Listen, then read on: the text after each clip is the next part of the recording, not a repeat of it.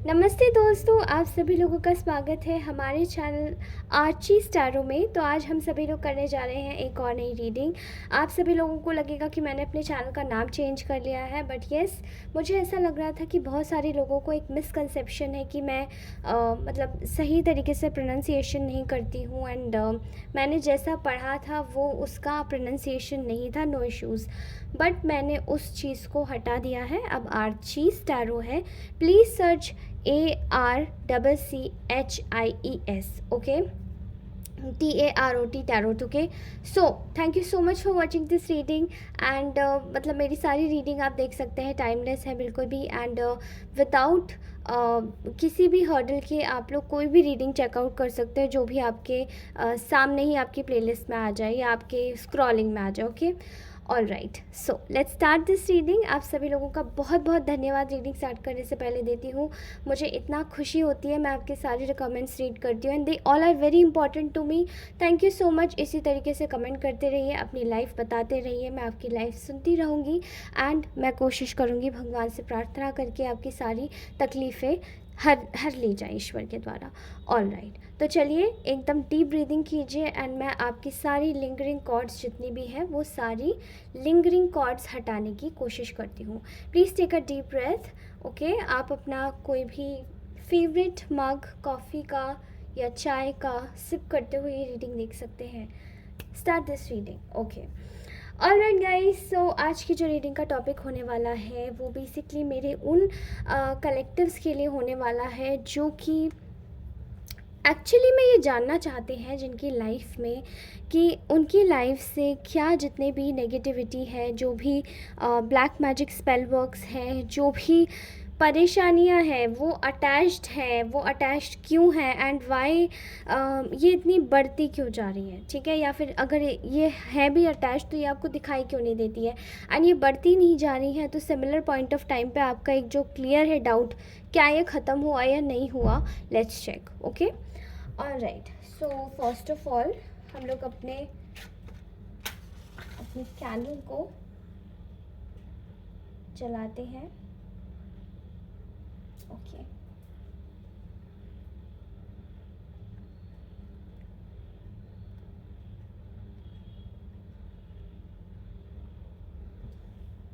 Okay,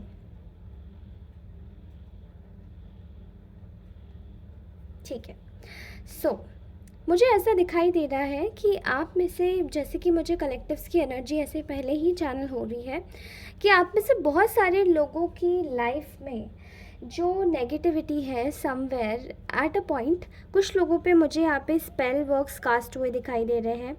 कुछ लोगों की लाइफ में, जैसे कि कुछ लोगों की लाइफ में से कुछ चीज़ें ऐसी हैं जो कि उनकी हेल्थ से रिलेटेड है, वेल्थ से रिलेटेड है, आगे बढ़ने से रिलेटेड है। बिकॉज आप में जो पोटेंशियल है वो बहुत ज़्यादा है, ठीक है? आपका पोटेंशियल इतना है कि शायद आप अपनी लाइफ में कुछ भी अगर नहीं भी कर रहे होंगे, बट आप जहाँ भी बैठे हैं आपको आराम से चीज़ें मिल रही होंगी, ठीक है? एंड आपकी पोटेंशियल की अगर बात करें तो जिस भी पर्सन के साथ में आप रहे हैं उस इंसान को आपका पोटेंशियल अच्छे से पता है। Because you are confident, you are fearless, you are courageous, you are extremely smart, you are talented, you are vigilant, you are intelligent and you are very kind and compassionate, ठीक है? ये तो आपकी लोगों ने कमज़ोरी समझी है। I am very I will be very clear to be with the fact, ठीक है? अब यहाँ मुझे दिखाई दे रहा है कि आप में से बहुत सारे लोगों के ऊपर एक टाइप की नेगेटिविटी है, ठीक है?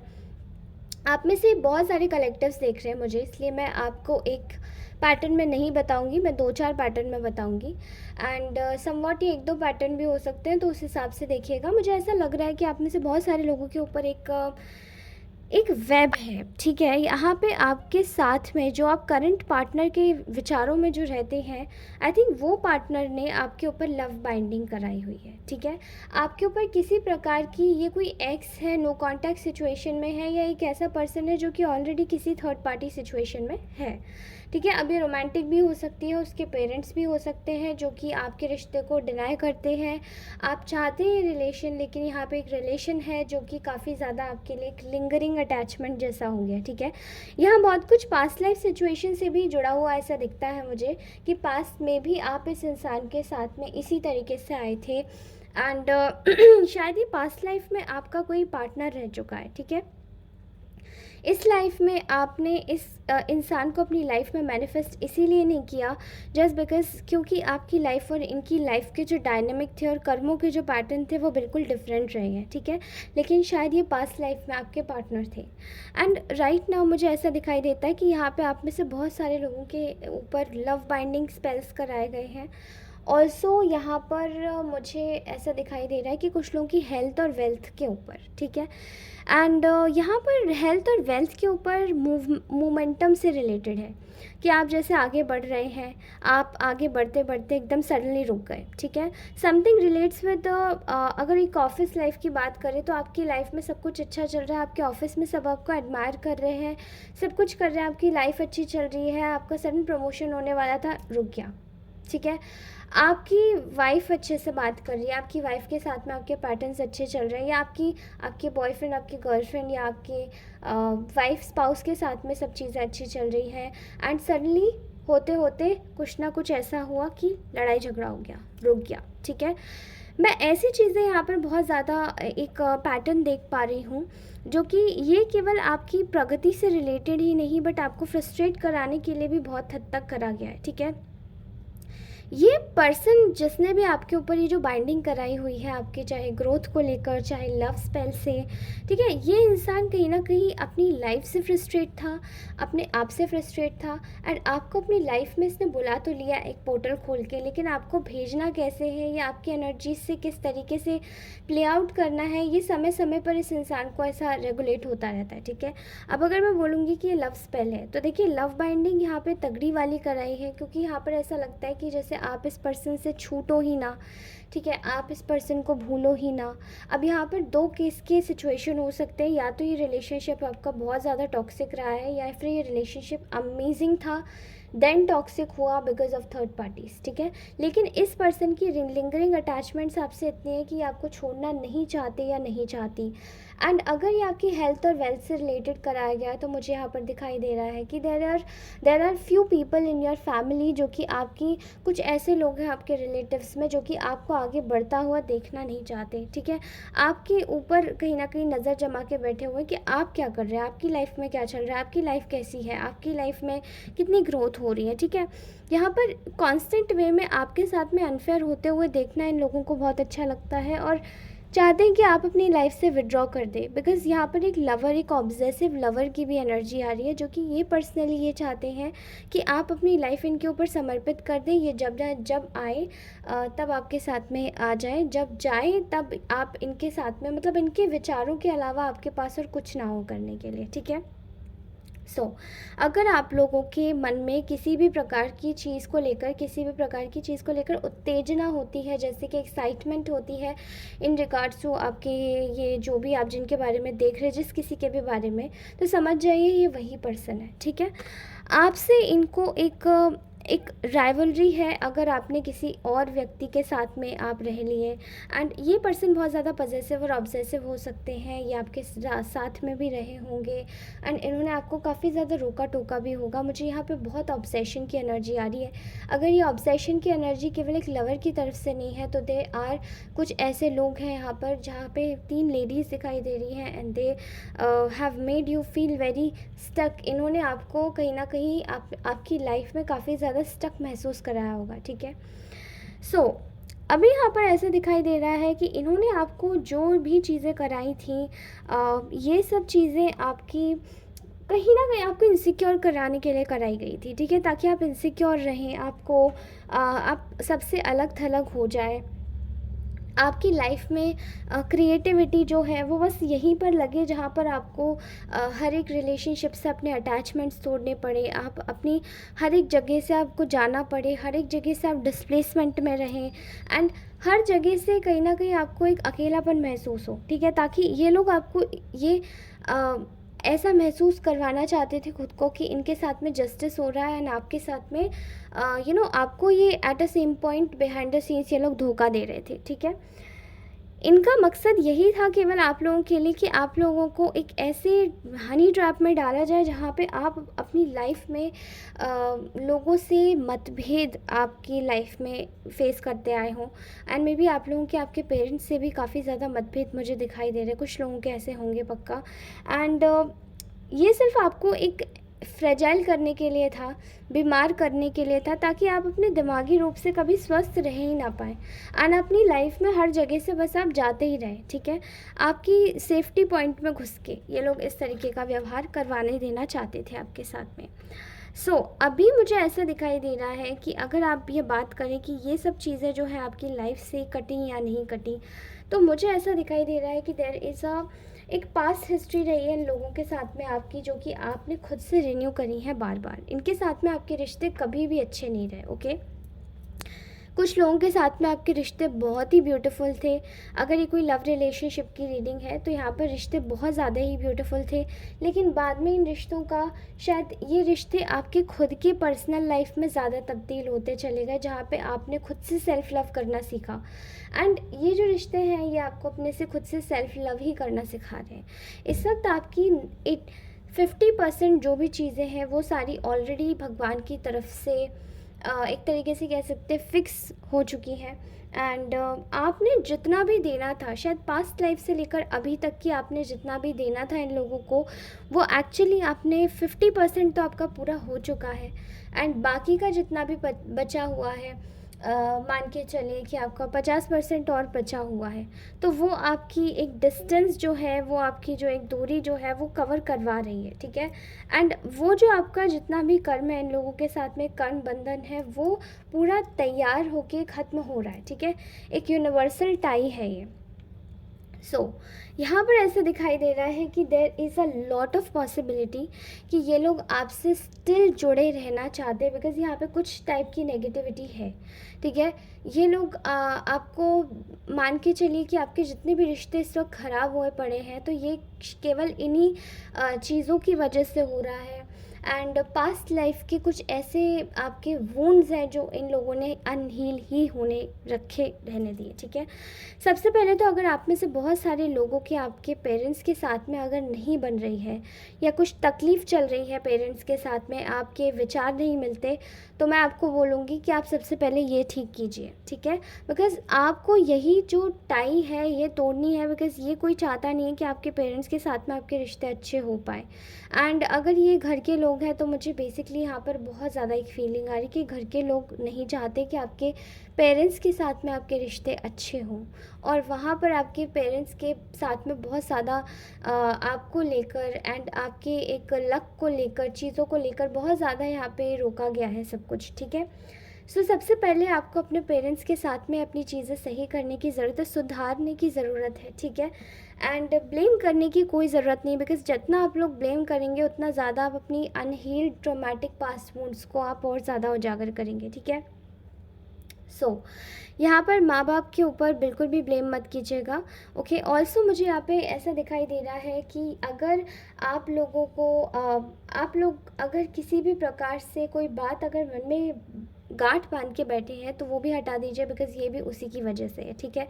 चाहे आपकी इसी पर्सन के साथ में शादी नहीं हो पाई, चाहे इस पर्सन के साथ में आपको कुछ भी ऐसा लगा कि इसके साथ में रहकर शायद मुझे कुछ नहीं मिला, इस इंसान के साथ में अगर ये आपका लव रिलेशनशिप वाला एंगल है, ठीक है, तो मुझे ऐसा दिखाई दे रहा है कि कुछ ऐसे हद तक के सर्कमस्टेंसेस बने हैं जहाँ पे आपको एक्चुअली में बहुत ज़्यादा सफ़र कराया गया है, बट वो अनडाउटेडली बहुत ज़्यादा ही सफ़रिंग था, वो बहुत ज़्यादा सफ़रिंग था।